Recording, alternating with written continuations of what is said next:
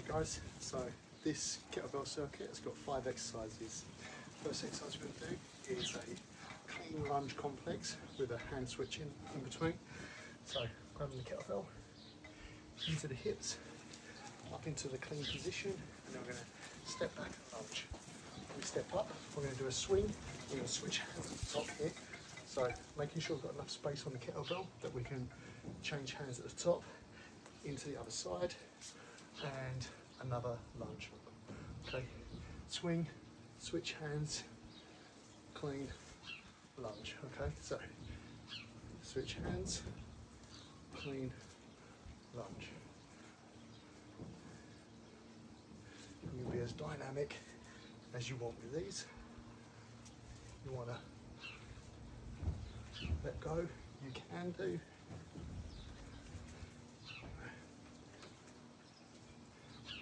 But that is, in essence, that lunge, switch, clean and lunge. Okay, the next exercise is a goblet Cossack squat. So we're going to get the kettlebell up into a goblet. You can hold it however you like. So some people like to hold like this. I like to hold it like this. And to get there, what I do is come into the hips, clean up, and that's the most comfortable way for me to hold it, but you do whatever feels good to you. Keep the elbows in nice and tight, keep the weight close to your chest. And then for the Cossacks, it's going to be a nice wide stance. We're going to drop down, come all the way up, and then drop down to the other side. Now with a Cossack squat, you don't want to push the leg out too much. You want to keep the knee running in line with the toe, okay? So this should almost feel like a single leg squat, and then this leg's trailing behind it, okay? Bring your bum down as low as possible, not your torso. So where people go wrong with these is they will often lean over like this rather than bring the bum down. And if you watch from the side, what we care about is the knee angle and how low the hip goes. So watch this, if I do this, it feels like I've gone very low, but you can see the hips are high and the knee hasn't really bent. So what we care about is bringing the knee out in front of the body, so knee tracking along the toe, and then the bum coming down towards the heel.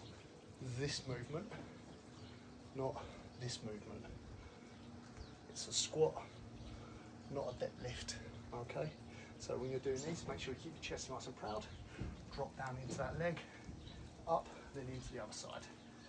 Okay, if you get a little bit of heel lift, it's fine, but try and not lift the heel too much. Keep your foot nice and planted, and just go as low as your body will allow. Whatever that is, doesn't matter. Even if it's nice small reps like this, spend a little bit of time there, and up. Okay, that's the goblet Cossack squat.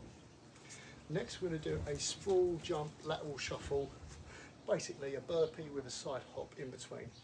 So we're going to start with a squat thrust, hands down to the floor, kick the feet back, kick back up again, jump.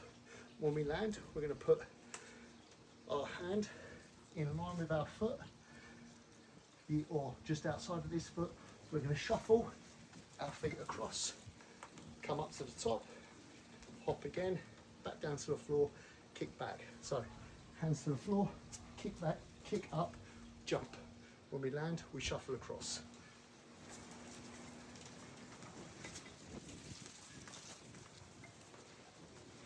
Hop, squat, hop, shuffle, hop, squat, hop, shuffle, hop, squat, hop, shuffle. The dog don't like that one. Next we're going to do a row, pass through around the world into another row. So I like to double the rows up when I'm doing this. So what we're going to do, we're going to come back into a split stance position, okay? So generally speaking, you have the kettlebell right between your legs and just step back a little bit. That's going to be a good place. Okay, so half step. From here, we're going to do 2 rows. So keeping the torso nice and low, pull the elbow up and the shoulder back. So 1, 2, and then on that second one, we're going to pass the kettlebell behind the leg, come all the way around, and then pass back through the leg, back to our starting position on the opposite side. And then we do 2 rows, 1, 2, pass through, stand up, pass through, row, row, pass through, stand up, pass through, row, row, pass through, stand up, pass through, row, row.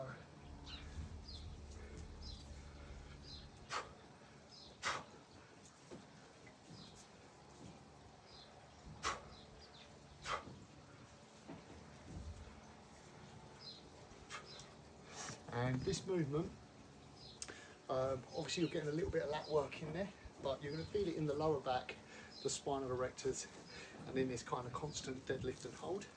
It's going to build loads of resilience in the lumbar, an area that gets weak if you're sitting in office chairs and stuff like that a lot. So when you're doing these, if you find your lower back gets really pumped, that's not a bad thing, but obviously don't push it too hard too soon. Take your time with it, build that endurance up over a period of time. Next exercise is kettlebell pullover. So we're going to start with the kettlebell between our feet, drop down onto the floor. Now I'm going to demo without the kettlebell first, just so I can show you what I want you to do. So when we lay down, my lower back, I want to pull my ribs down and my hips in like this to make sure my lumbar is pushed down into the floor, okay? And then we're going to start in a tucked position, okay? With the weight in our hands over our knees, tucked in nice and tight.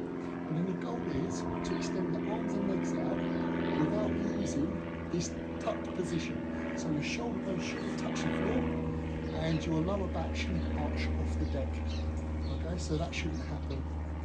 So we're going to extend out and back in again, keeping this in good contact, okay? So I'll show you that with the kettlebell. So again, just picking the kettlebell up, hold it however feels most comfortable for you. Into this position here, everything tucked nice and tight. And then we're going to extend out, bring the dumbbell back into an overhead position, and then tuck back in again.